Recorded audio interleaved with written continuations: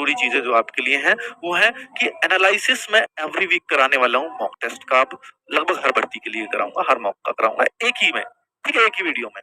जैसे उसमें आरपीएफ के भी ले लिए, उसमें मैं एलपी की भी बात करूंगा, उसमें मैं एनटीपीसी ग्रुप डी की भी बात करूंगा। तो एनालिसिस एवरी वीक चलेगा। एनालिसिस से फायदा क्या होगा कि आपका मान लीजिए मैथ्स में ये स्कोर है, कुछ स्कोर आएगा तो मैं कहूंगा ये स्कोर कम है, आज के टेस्ट के हिसाब से इतना होना चाहिए था। तो आपको पता लगेगा यार मैथ्स में मेरे 20 में से आए हैं 12 नंबर, लेकिन सर बता रहे हैं कि आज का मैथ्स थोड़ा मुश्किल था पर फिर भी 16 होने चाहिए। तो आपको पता लगेगा यार मैं 4 नंबर अभी मैथ्स में पीछे हूँ। तो आपको देखना होगा कि मेरे कौन कौन से प्रश्नों में गलती है, वो आप तुरंत दे देगा आपको कि किन प्रश्नों में गलती है, इनको मैं कैसे सही कर सकता हूँ और कितने प्रश्नों को मैं आते हुए गलत करता हूँ। बच्चों मैंने पहले भी बताया कि आज के टाइम में ऑनलाइन पढ़ने का सबसे बड़ा नुकसान बच्चा ये फील करता है कि मुझे ये नहीं पता कि मैं अपने आसपास के बच्चों में कहाँ चल रहा हूँ, क्योंकि ऑफलाइन में वो पता होता था। जो उस कोचिंग सेंटर में बच्चे बैठे हैं तो उसमें उस बच्चे को अंदाजा लग जाता था कि मैं बहुत होशियार वाले बच्चों में हूं तो मेरा सिलेक्शन तो हो जाएगा, ठीक है। आज के टाइम में बच्चे, अब सबसे बड़ा फायदा अगर आप देखो तो ये है कि वो उस टाइम पे सिर्फ एक कमरे के बैठे हुए बच्चों को अंदाजा लगता था आपको, आज आप लाखों बच्चों में खुद को देख पाओगे।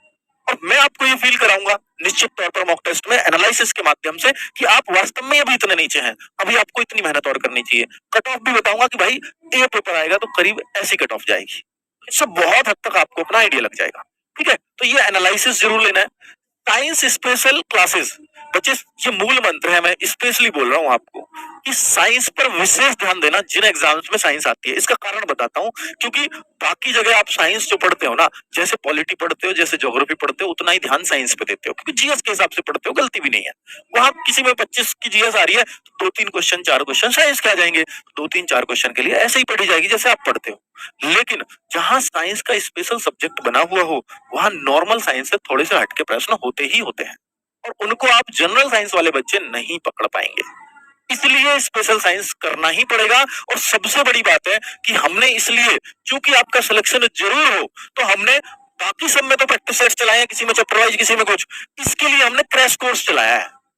क्योंकि मुझे पता है अगर मैं प्रैक्टिस के लिए क्वेश्चंस भी करवा दूंगा साइंस में तो बहुत सारे बच्चों को समझ नहीं आएंगी बातें। तो इसमें हमने क्रैश कोर्स चलाया है और मैथ्स फिजिक्स की भी क्लास चलेगी, केमिस्ट्री की भी चलेगी, बायो की भी, 3 क्लास करवाऊंगा अलग अलग। और हर एक टीचर उसमें थ्योरी भी कराएगा और जहां न्यूमेरिकल की जरूरत है वहां न्यूमेरिकल भी करा रहा होगा, ठीक है। तो थ्योरी प्लस क्वेश्चंस दोनों चीज होंगी तो आपको एक बेहतर आइडिया लग पाएगा कि साइंस कैसे करनी है वहां पर, ठीक है। तो ये हमने कोशिश की और मैं चाहूंगा कि इंग्लिश में भी वो आपको एक्सप्लेन करेंगे, तो साइंस की इंग्लिश वाले चिंता मत करिए। जीएस पर विशेष ध्यान देने की जरूरत, और ये सब फ्री चलेगा बच्चों, कोई मैं इसमें पैसे नहीं लूंगा, इसके फ्री है भाई यूट्यूब पर, ठीक है। जीएस पर विशेष ध्यान देने की जरूरत है, मैंने बता दिया, क्योंकि जीएस कुछ एग्जाम्स में, एएलपी टेक्नीशियन वगैरह को छोड़ दो, बाकी आप आरपीएफ देख लो, एनटीपीसी देख लो, जीएस को थोड़ा सा अगर गौर से पढ़ लोगे, अगर टीसीएस पेपर बनाएगी तो जाहिर सी बात है कि भाई साहब एसएससी वाला पैटर्न बनेगा और बनता हुआ आया है।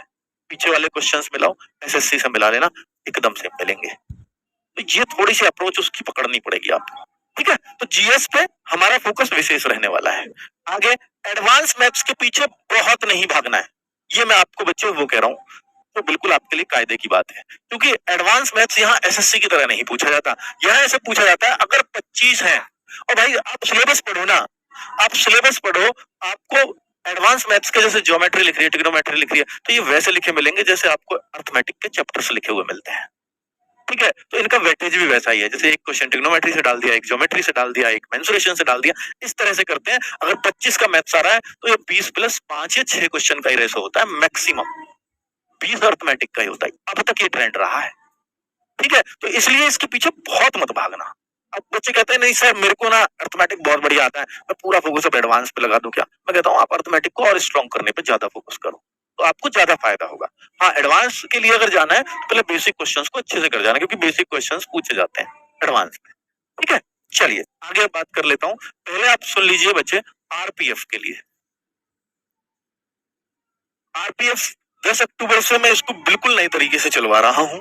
हालांकि इस प्रैक्टिस सेट चल रहे थे ऑलरेडी, 10 अक्टूबर से इसको नए तरीके से स्टार्ट करवा रहा हूँ। 8 जनवरी से तो आपका कांस्टेबल का होगा, लेकिन सब इंस्पेक्टर 2 दिसंबर से एग्जाम हो रहा है।